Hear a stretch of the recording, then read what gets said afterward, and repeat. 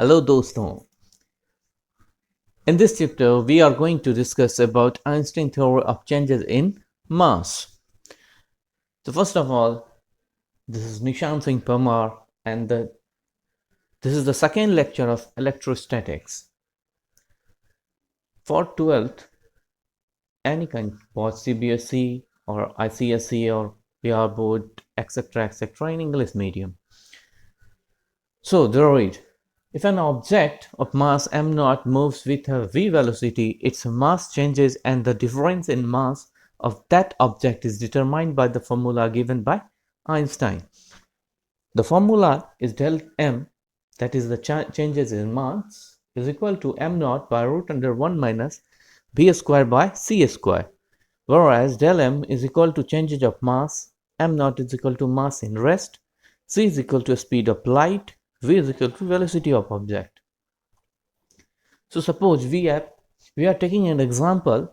If we are moving with 500 km per hour speed, then what will happen? Our mass is changing or not? We will have to see that. So suppose our weight is 100 kg. We are moving with the velocity of 500 meter per second or kilometer per hour. So we are taking 500 meter per second. Because speed of light we have taken 3 into 10 to the power 8 meter per second. So m0 by root under 1 minus b squared by c square. Apply the all value in this formula. m0 is 100 kg, 1 minus 5 100 or 1000 meter per second square. That means that will be 1 10 to the power 6 by 3 into 10 to the power 8 whole square. It means 1 by 9 into 10 to the power 10 meter per second will be deducted from 1. That will be approx 0.000000001. And if we are taking del m changes in mass m0 by 100 by 1, that means what will be the answer? That will be same as previous, what was in rest or.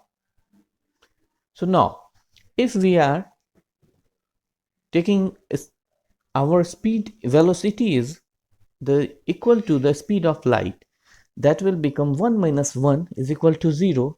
That will become del m is equal to 0, infinity. That means we will be invisible. So if we are going with the speed of light, we will become invisible by the theory of Einstein.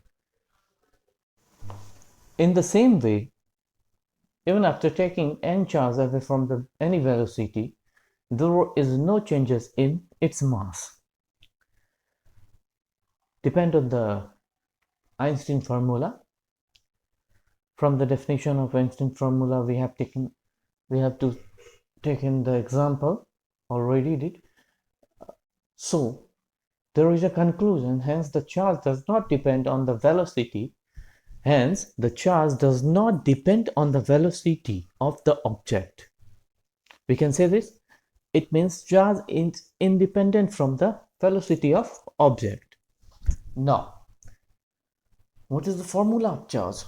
In 10th, we have already studied what is electric current, and electric current is equal to charge by time.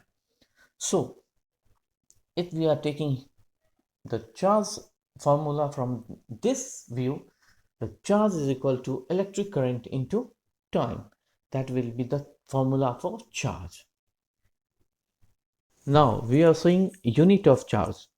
The first of all world prepare SI unit.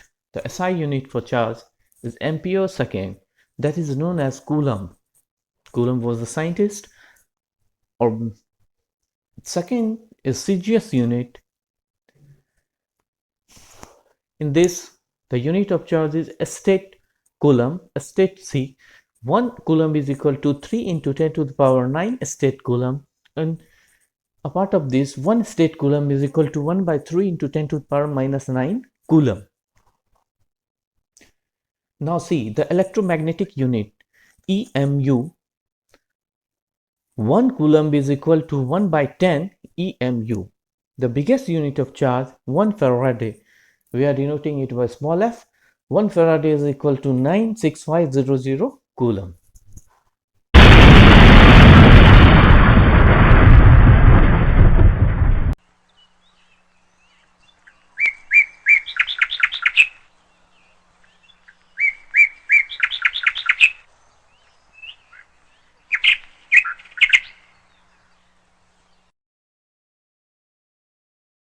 These are the smallest units. So first of all, in this we are taking 1 millicoulomb. MC is equal to 10 to the power minus 3 coulomb. The value of coulomb will multiply by the 10 to the power minus 3 coulomb. Second is 1 nanocoulomb. 1 nanocoulomb is equal to 10 to the power minus 6 coulomb. Third one is 1 microcoulomb. Mu c is equal to 10 to the power minus 9 coulomb. Fourth one is 1 picocoulomb is equal to 10 to the power minus 12 C. These are the smallest units for charge. In this video, we are taking a small break for the third video.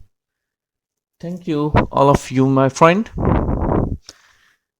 Like and subscribe for the next video.